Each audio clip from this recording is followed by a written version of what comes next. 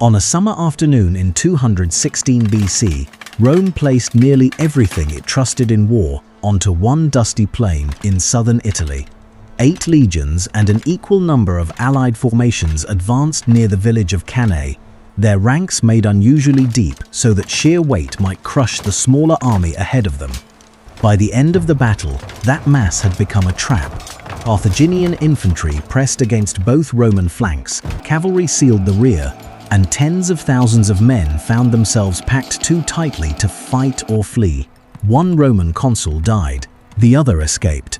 Ancient estimates of the dead range from roughly 45,000 to 70,000, figures so extreme that even the lower total describes a national catastrophe. The disaster was more than an astonishing victory by Hannibal Barca. It was also the outcome one Roman commander had spent the previous year trying to prevent. Quintus Fabius Maximus had studied Hannibal and reached an unwelcome conclusion. Rome could not keep meeting this enemy in the kind of battle he wanted. Fabius had followed him without committing, occupied high ground, protected his army, and attacked only when the odds favored Rome. His countrymen called the method shameful. They called its author slow, timid, and un-Roman. Then Cannae showed what impatience could cost. The question is not simply whether Fabius had been right. It is how a strategy that looked like cowardice denied Hannibal the victory he actually needed and bought Rome enough time to survive its greatest battlefield defeat. Rome and Carthage had already fought one enormous war for control of the western Mediterranean.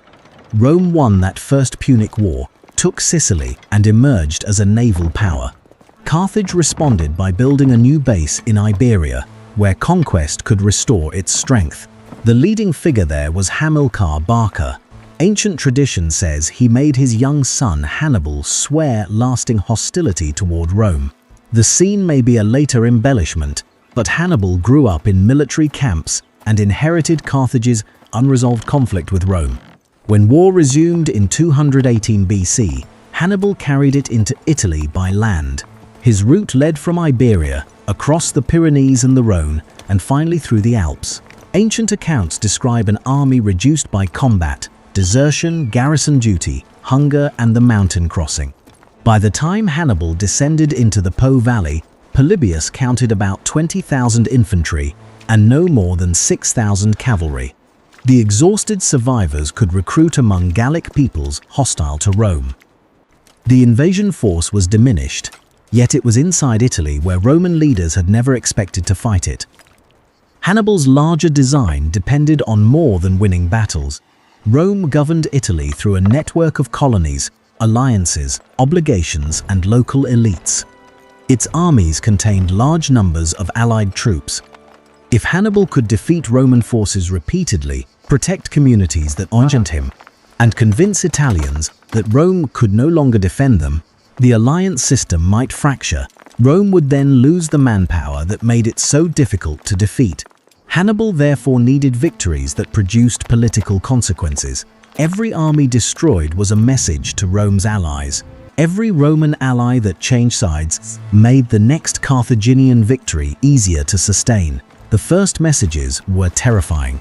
At the Trebia River late in 218 BC, a Roman army crossed cold water and attacked under conditions Hannibal had helped create. Carthaginian cavalry and elephants pressed the flanks while a concealed force struck from behind. Many Romans broke out, but the army was shattered. The following spring, the consul Gaius Flaminius pursued Hannibal through central Italy. Along the northern shore of Lake Trasimene, mist and broken ground concealed Carthaginian troops in the hills. Once the Roman column entered the narrow space between the heights and the lake, Hannibal attacked along its length. Flaminius was killed, thousands of Romans died, and thousands more became prisoners. It was one of antiquity's most complete ambushes. News of Trasimene reached a city with no victorious field army between itself and the invader. Rome turned to the emergency office of dictator and gave Fabius Maximus temporary but exceptional military authority. An experienced former consul in his early 60s, Fabius began with religious observances meant to restore confidence. Then he approached the military problem with a restraint that offended nearly every Roman expectation of command. Fabius recognized that Hannibal's strength was the way he combined different arms and manipulated opponents before contact. His cavalry could dominate open country, his light troops could provoke a response, and his infantry could alter formation after a Roman commander was committed.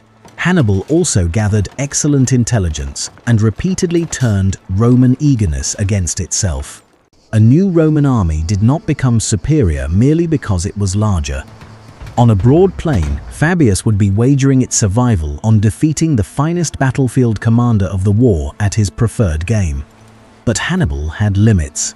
He was deep in hostile territory, leading a force that Carthage could not easily replace. His men could seize abundant food in fertile regions, so he was not simply starving, but they depended on movement, foraging, local cooperation, and the hope of political defections. Rome, by contrast, still possessed vast reserves of citizens and allies, fortified towns, roads, ports, fleets, and the machinery to raise new legions. Time would favor Rome only if Rome stopped donating armies to Hannibal. Fabius therefore made preservation an active objective. He would keep a Roman force close enough to obstruct the invader, but too secure to be destroyed. The resulting campaign was controlled pressure. Fabius shadowed Hannibal from higher ground, guarded passes, and watched for detachments moving too far from the main body. Roman troops struck foragers and stragglers, then withdrew before Hannibal could force a general engagement. The plan limited Hannibal's choices while protecting the asset Rome could not afford to lose again, an army in being. So long as it survived, Hannibal could neither roam without resistance nor achieve another decisive annihilation. The military logic was strong, but the political image was disastrous. Hannibal moved through some of Italy's richest country, taking supplies and burning farms. From a distant hillside, Fabian patience looked less like calculation than surrender. Landowners saw smoke rising from their property. Soldiers believed that refusing a challenge dishonored them. Marcus Minucius Rufus, Fabius's master of the horse and second in command, voiced the anger openly. In Roman public life, a commander was expected to display courage through action. Fabius was asking the Republic to accept visible damage today in exchange for an invisible disaster avoided tomorrow. That is among the hardest bargains any government can defend. Hannibal understood the weakness and attacked it. Livy and Plutarch say Carthaginian raiders devastated the countryside, but deliberately spared land belonging to Fabius. Whether the detail happened as described, the story captures Hannibal's method. If Romans believed their commander compromised or frightened, they might replace him with someone easier to provoke. Fabius arranged to sell the spared property, but he could not make delay emotionally satisfying. Nor was Fabius infallible. When Hannibal entered the rich Falernian plain, Fabius occupied routes that appeared to block his exit. For once, the Carthaginian army seemed caught between mountains, river, and Roman positions. Hannibal responded at night. His men tied combustible bundles to the horns of cattle, lit them, and drove the terrified animals toward the heights. Roman guards saw streams of fire moving in the darkness and mistook the spectacle for an escape attempt by the army. As they abandoned their position to investigate, Hannibal led his main force through the pass. Fabius had avoided a reckless battle, but the enemy he hoped to contain had outwitted him. That escape strengthened critics who wanted results. While Fabius was away, Minucius fought part of Hannibal's force near Geronium and reported a success. Its political value mattered more than its scale. A popular vote raised Minucius to authority equal to that of the dictator, an extraordinary division of an office meant to unify command. Fabius divided the army. Each commander could now demonstrate the consequences of his preferred method. Hannibal soon supplied the demonstration. He placed troops in concealed folds and hollows near a position Minucius wanted to seize. When a small Carthaginian force appeared vulnerable, Minucius committed more men. Hannibal reinforced the fight, the hidden troops emerged, and the Romans began to break. Fabius, watching from his own camp, brought the other half of the army forward. His arrival forced Hannibal to disengage and saved Minucius from a defeat that might have destroyed his command. Polybius says the reunited troops thereafter accepted Fabius's judgment. Plutarch adds the more dramatic tradition that Minucius hailed Fabius as a father because he had saved him. In either version, restraint had rescued aggression from a trap.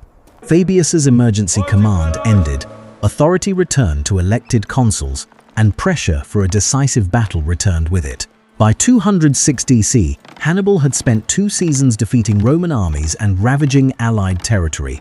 He then seized the Roman supply depot at Cannae. Rome raised its largest field army, yet under Lucius Aemilius Paulus and Gaius Terentius Varro. Ancient writers cast Paulus as cautious and Varro as reckless, but aristocratic politics and hindsight shaped those accounts. The decision to seek battle reflected a much wider demand to end the humiliation. On the traditional date of August 2nd, the armies formed near the Aufidus River.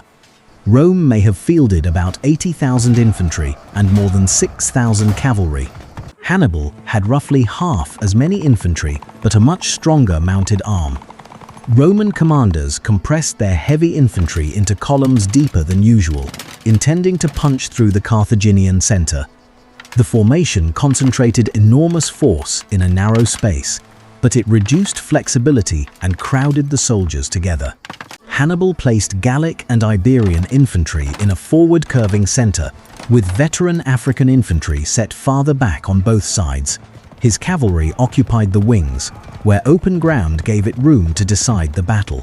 The Roman infantry drove forward and forced Hannibal's center to yield. What looked like success drew more men into the narrowing contest. The Carthaginian line did not collapse. It changed shape, bending backward as the Romans advanced. On the wings, Hannibal's cavalry defeated the Roman horse. The African infantry then turned inward against the exposed sides of the dense Roman mass. Finally, victorious Carthaginian and Numidian cavalry appeared behind it. The formation designed to break a line was enclosed from every direction. Men at the center could scarcely reach the enemy. The Roman army's numerical advantage had been converted into congestion.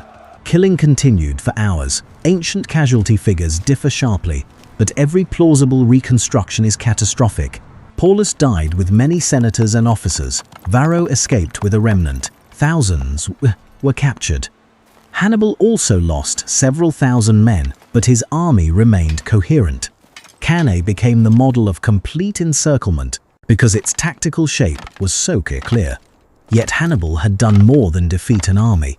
He had given Rome's allies powerful reason to believe that Roman protection was finished. The news caused panic in the capital. Families waited for names that might never arrive. The Senate had lost many of its own members, and there were fears that Hannibal would appear before the walls. Yet the Republic's response contained the first sign that Cannae would not produce the political result Hannibal needed. When Varro returned, the Senate thanked him for not despairing of the state. The gesture did not erase responsibility or grief. It announced that Rome would not turn one defeated commander into proof that the war was over. The city closed its gates, reorganized authority, raised new forces, and suppressed public mourning long enough to prepare its defense. Rome enlisted boys below the usual military age and armed thousands of enslaved volunteers with prospect freedom. It called up debtors and criminals, yet refused to ransom many prisoners taken at Cannae. The harsh message was that resources belonged to armies still able to fight. Most important, no peace delegation went to Hannibal. Rome had suffered a defeat that should have forced negotiation and behaved as if negotiation were impossible. Cannae did give Hannibal major political gains. Capua, one of Italy's wealthiest cities, joined him. Communities in parts of southern Italy followed. Macedonia offered an alliance, and Carthaginian leaders could reasonably believe that the Roman system was finally cracking. But the break was incomplete. The Latin colonies and much of central Italy remained loyal. Many allies had local reasons to fear both Rome and one another, and Hannibal could not garrison every community that defected. His army could win battles, move rapidly, and inspire revolt. It could not be everywhere at once. Each new ally also created a new place he might have to defend. Why Hannibal did not march directly on Rome after Cannae has fascinated writers ever since. Livy preserved the famous exchange in which the cavalry commander Hannibal supposedly told Hannibal that he knew how to gain a victory but not how to use one. The exact conversation cannot be verified, and it offers a cleaner answer than the situation permits. Hannibal's troops had just fought an exhausting battle. Rome still had walls, defenders, nearby colonies, and command of important sea routes. Hannibal lacked a reliable method for taking a heavily fortified capital. More fundamentally, his strategy appears to have aimed at isolating Rome and compelling a settlement, not at destroying the city in a sudden assault. There was no single moment when an open road guaranteed that 5 days of marching would end the war. A failed attack on Rome could have damaged Hannibal's aura of invincibility and cost men he could not replace. Remaining in southern Italy allowed him to secure defectors and gather supplies, but it also gave Rome time. This was the dilemma Fabius had identified. Hannibal needed Roman political cohesion to fail before the limits of his expedition became decisive. Cannae advanced that goal dramatically, yet not far enough. The battlefield victory was real, its consequences enormous, and its opportunities significant. What it did not do was compel Rome to admit defeat. After Cannae, Rome did not copy every decision Fabius had made, and Fabius did not direct the whole war. The Republic instead absorbed his central insight. Hannibal should not again be allowed to destroy the main Roman army on ground of his choosing. Commanders still fought when they could protect a city, isolate a garrison, or gain a limited advantage. They avoided staking the state on one grand encounter. Several armies operated at once, so that the loss of one could not leave Italy undefended. The difference was not between fighting and refusing to fight. It was between serving Hannibal a decisive opportunity and forcing him to solve many smaller problems across a widening war. This approach exploited Roman strengths no individual general had created. The Republic could levy more men and rebuild legions after losses that would have ended another state. Fleets moved troops, armies campaigned in Sicily and Iberia, and colonies held roads while other forces contained Hannibal. Fabius understood that these advantages mattered only if Rome gave them time to operate. Survival was not a substitute for victory. It was the condition that made later victory possible. There was still danger, suffering, and disagreement. Hannibal remained in Italy for years and repeatedly demonstrated that he could punish careless opponents. Other Roman commanders, including Marcus Claudius Marcellus, pursued more aggressive methods than Fabius. Rome recovered Capua after a long struggle in 211 BC, even when Hannibal tried to draw pressure away by advancing toward Rome itself. The city did not surrender, and the siege of Capua continued. That episode revealed the changed balance. Hannibal could threaten, raid, and maneuver, but he could not force Rome to abandon every operation merely by offering another crisis. Fabius returned to the consulship and continued recovering allied territory. In 209 BC, he retook Tarentum, a major Greek city whose defection had given Hannibal a valuable southern foothold. Roman troops still held its citadel, and Fabius exploited contact inside the defenses to enter. Ancient accounts disagree over details and criticize the violence that followed. Roman recovery involved siege, betrayal, enslavement, and punishment. Strategically, Tarentum showed that Hannibal's alliance network could be dismantled one position at a time. The war in Iberia mattered just as much. There, Roman forces attacked the base from which Hannibal's family drew money, troops, and political influence. Publius Cornelius Scipio, later known as Africanus, captured New Carthage in 209 BC and defeated Carthaginian armies in subsequent campaigns. Carthage did manage to send Hannibal's brother Hasdrubal across the Alps with reinforcements, creating the possibility that the two armies might unite. In 207 BC, Roman commanders intercepted Hasdrubal near the Metaurus River. His army was destroyed before it could join Hannibal. The long-awaited reinforcement became another army Hannibal could not replace. The defeat at the Metaurus did not result from delay alone. It required intelligence, rapid marching, aggressive command, and a major battle. That distinction matters. Fabian's strategy was never a universal commandment against combat. Its purpose was to refuse unfavorable decisions while creating favorable ones. At Metaurus, Rome had a chance to concentrate against an isolated enemy before two Carthaginian armies combined. The Romans took it. Hannibal, far to the south, learned that his brother was dead and that the strategic isolation of his Italian campaign had become nearly complete. By then, Rome was no longer fighting only to endure. Scipio finished the Roman conquest of Carthaginian Iberia and proposed carrying the war to North Africa. Fabius opposed the plan in the ancient tradition, warning that it exposed the Republic to unnecessary risk, while Hannibal remained in Italy. His resistance shows why it is misleading to make him the secret author of every later Roman success. Fabius had mastered the logic of preservation in a crisis. Scipio recognized that the balance had changed and that Rome could now impose a crisis on Carthage. A strategy appropriate in 217 BC did not have to remain appropriate forever.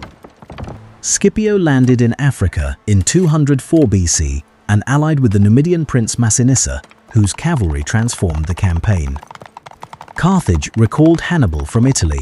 For more than a decade, Hannibal had remained undefeated in any battle large enough to expel him, yet he left because events elsewhere had made his position strategically irrelevant. At Zama in 202 BC, Scipio prepared lanes to reduce the effect of Carthaginian elephants, used flexible infantry formations, and benefited from superior cavalry. When Roman and Numidian horsemen returned to strike Hannibal's rear, the final Carthaginian line was broken. This time, Carthage sought peace. Fabius did not live to see Zama. He died in 203 BC, after 5 consulships and after the war in Italy had effectively ended. His relationship with Scipio had been contentious, and later Roman memory polished away much of that friction. The nickname Cunctator, the delayer, changed from an insult into a title of honor. Yet praise can distort as easily as criticism. Fabius did not defeat Hannibal by himself. Rome survived because allies stayed loyal, citizens accepted repeated levies, fleets held the sea, other commanders recovered cities, armies fought in multiple theaters, and Scipio eventually carried the war to Africa. What Fabius supplied was the strategic bridge between catastrophe and recovery. He saw earlier than most Roman leaders that courage could not be measured by willingness to accept any offered battle. A commander had to ask what a victory would accomplish, what a defeat would destroy, and which side gained from delay.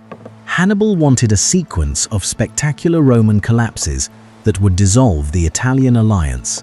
Fabius wanted to keep that alliance anchored to a living Roman army until the Republic's deeper resources could be mobilized.